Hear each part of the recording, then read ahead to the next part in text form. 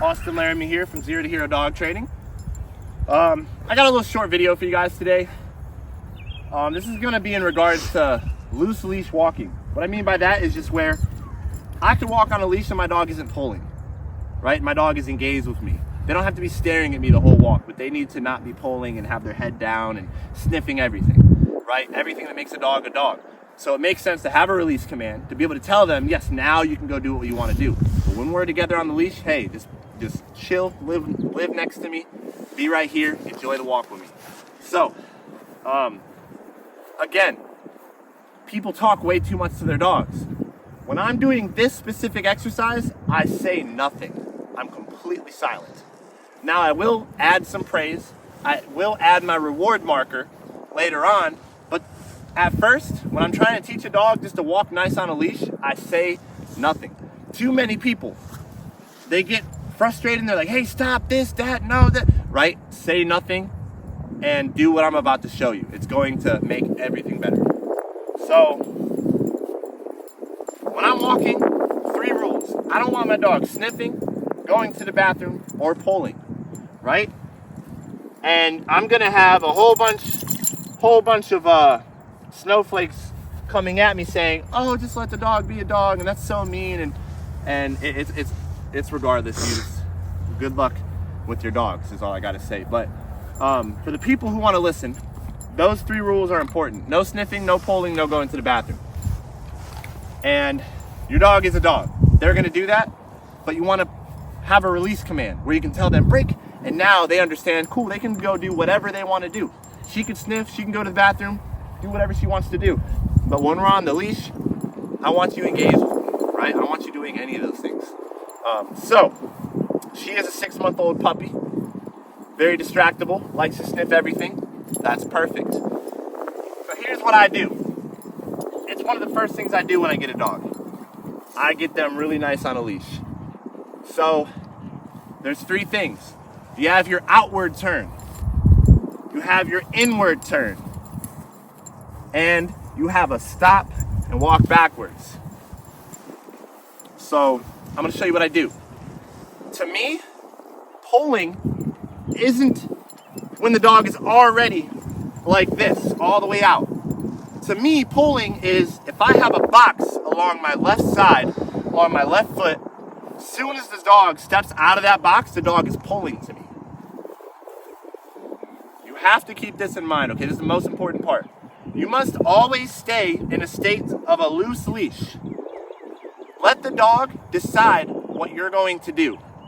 If you're always walking like this, your dog is in a constant state of anxiety. You're always telling your dog something is wrong. We teach dogs here at Zero to Hero that when they feel pressure, that something is wrong. They need to do something. And it builds frustration. That's why you see dogs when they're pulling and they see another dog, they're reacting, the owner's pulling back, they're just going towards the dog and barking more. It activates the dog and makes them frustrated. So you want to always stay at a point of a loose leash. You have to do this. You have to walk relaxed. In the beginning, you're going to be doing a lot of turns, and I'll show you why the loose leash is important. So, first thing I do when I'm walking, the second my dog starts to get a little bit ahead of me, boom, I turn to the right and I start walking, I say nothing. As soon as it happens again, I turn to the right, I say nothing. As soon as it happens again, I turn to the left, I say nothing. I don't even look at the dog. I'm always relaxed. Leash is loose. At this point, I don't care if she's a little behind me, a little outside. She starts to sniff. I do a left turn into her and I interrupt that. I say nothing though.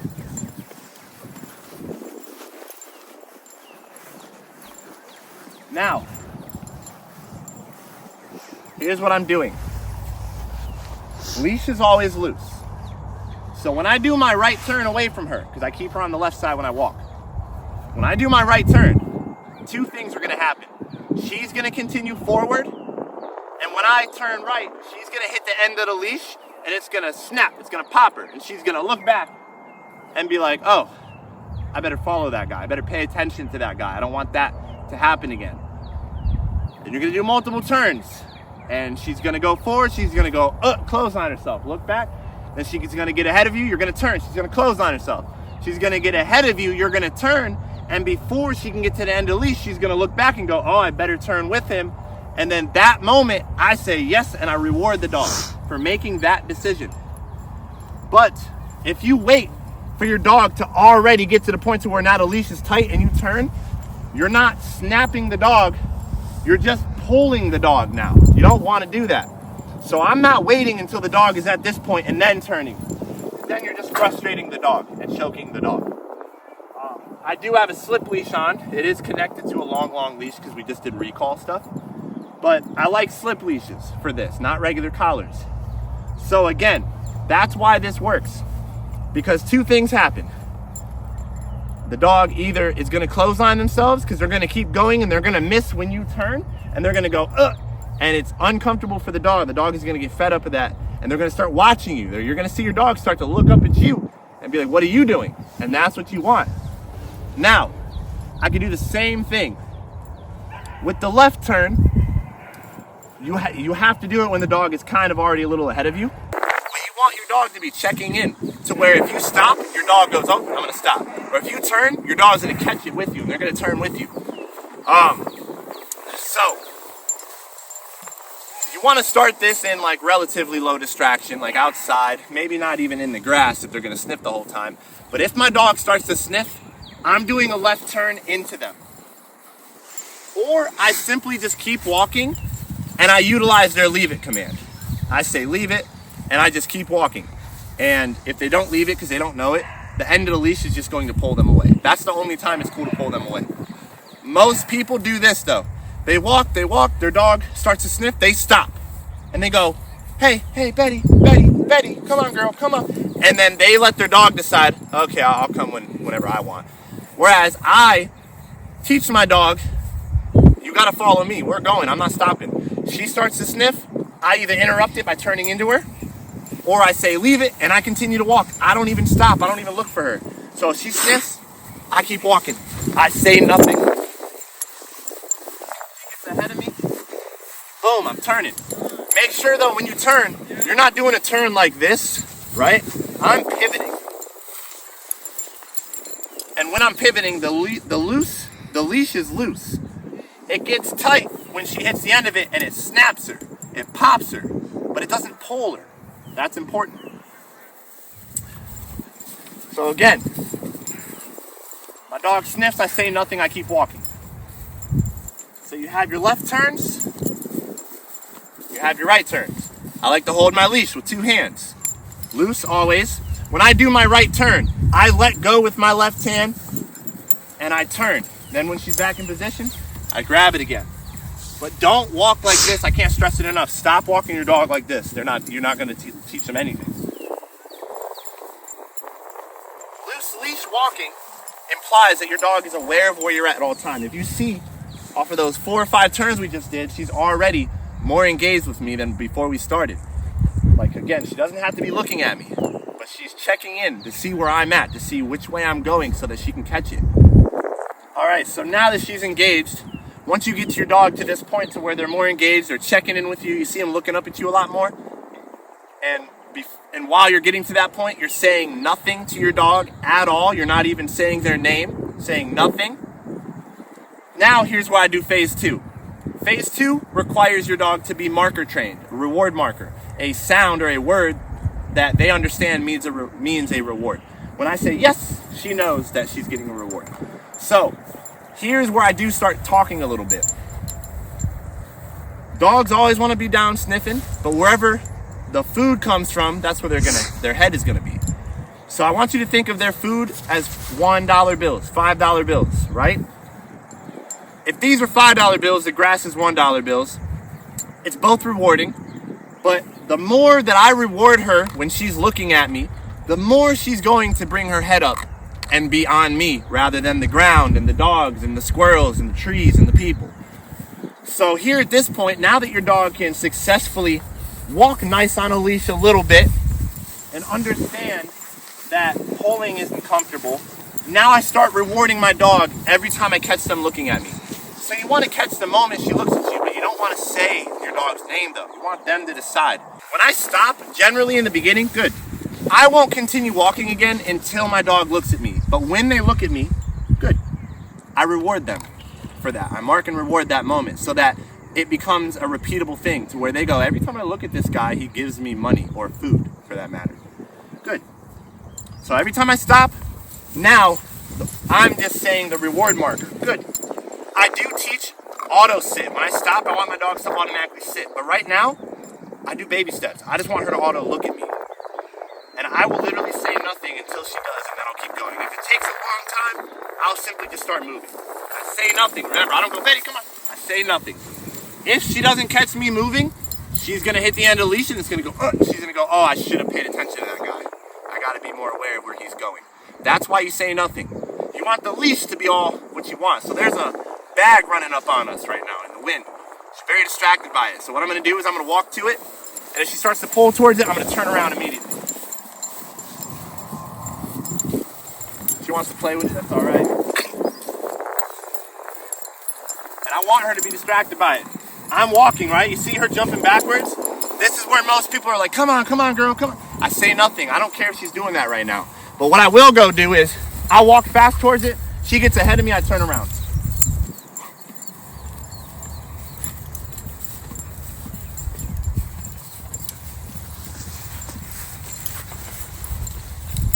Good.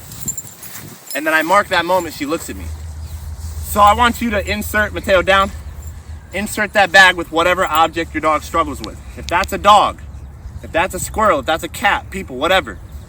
What you want to do is you want to start walking towards that. Most people, right? Their dog starts reacting to a dog. Their dog's pulling, jumping, and they go, come on, stop.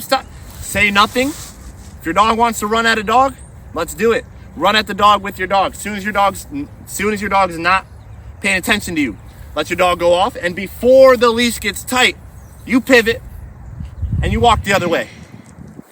And two things, again, are going to happen. Your dog is either going to look back and go, oh, nope. And then you're going to reward that moment they turn.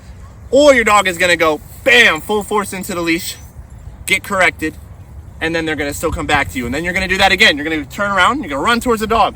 And then you're going to turn as soon as they are at full speed and not paying attention to you. And you're going to turn. And then again, they're either going to get corrected or they're going to catch the turn. And then when they catch that turn, you're going to say yes, and you're going to reward them for that. And then they're going to start paying attention to you more. But your dog has to go under some stress and corrections and a little bit of discomfort in order to learn. Just like the law. We don't go out robbing banks because we know that if I rob a bank, I'm going to prison. But I don't walk in fear every day that I'm going to go to prison for robbing a bank because I've never robbed a bank. So that's how it should be with dogs. So corrections shouldn't make dogs in a state of fear, but it should teach them, okay, I should not step past this boundary or I'm going to get corrected, right? So yeah, that's loose leash walking. But phase 2, I talk a little bit now. I start adding some praise. Good. If she's in position, good girl. And I'll sit here and reward her while she's here, while she's looking at me. Good girl. Good job. Now at this point, if I do my turn, I'm going to reward the moment she turns with me if she does. Yeah. Like right there, right? She decided to turn with me. It didn't take for her to get popped by the leash to do that, so I reward that. If she does get popped by the leash, I say nothing. When she's back in position by my side, I'll praise her, I can reward her, good. But you see now her head is up a lot. Good. You want to catch the moment that your dog looks at you. Good. And just reward that. Your walk should not be in terms like I gotta go around the block. I first with my dog, I probably went like a span of 20 feet in my front yard for like the first month, back and forth doing these turns. And my neighbors will look at me like I'm crazy, right? But now he's extremely well, I mean, he's not really on a leash anymore, but when he is on a leash, he's pretty good on a leash. And he knows just to walk by my side. So she's distracted. Oh, come here, girl. She's very skittish. Well, she's engaged now. But if she was distracted, I would have just started walking, said nothing. Like that. Good. When she's back in position, I reward that. So, that's loose leash walking. The last thing that I do, and again, I'm not talking to her, I'm not giving her commands here. I'm just in phase 2 where now I start marking and rewarding the moment she looks at me. If she gets distracted, I walk the other way. Good. And I reward her when she's back in position and head up looking at me. So I'm not giving her commands. I'm not saying her name really. But there's a third thing that I do in phase 2 is now I will walk. And instead of turning when she gets ahead of me, I'll immediately walk backwards and say her name. Betty, yes. And when she looks at me, I'll mark and reward that. So I'm walking. She gets ahead of me. Betty, yes. And I just immediately walk backwards, say her name, and I mark when she turns towards me. And that's phase 2. Phase 3, when your dog is really, really nice on a leash and pretty engaged with you. Again, multiple environments. You have to do this in multiple environments. She's really good in this field for the most part. But I guarantee if I start going around a bunch of dogs, she's going to everywhere, left and right, forward, backwards, and I'm going to have to do a lot of these turns again. So you have to do this in multiple environments for your dog to truly understand it. That's where most people fail. So don't get frustrated when you're really good in an empty field and then you go to PetSmart and your dog just can't handle themselves. Just do this. Understand that your dog doesn't know it with that picture. Your dog needs to see it in multiple environments. So, phase 3. Now is where I start getting into the auto sit. Dog is pretty good and she's not even really in phase 2 yet. I'm just kind of speeding it up for the video. She's only been here with us for 4 days, but here's what I do for phase 3. When I'm walking, now if the dog gets ahead of me, sometimes I'll stop and I pull back. Light jolt, and I'll correct the dog for getting ahead of me. But then when she sits, good, without me telling her to sit, I reward that.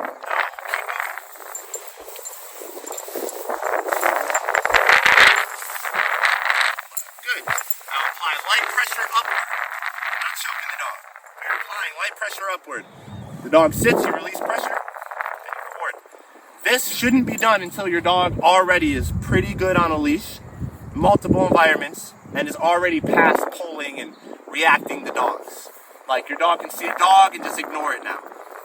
If your dog is still going absolutely nuts on a leash when they see a dog, you're not ready for this part. You need to go back and do your turns.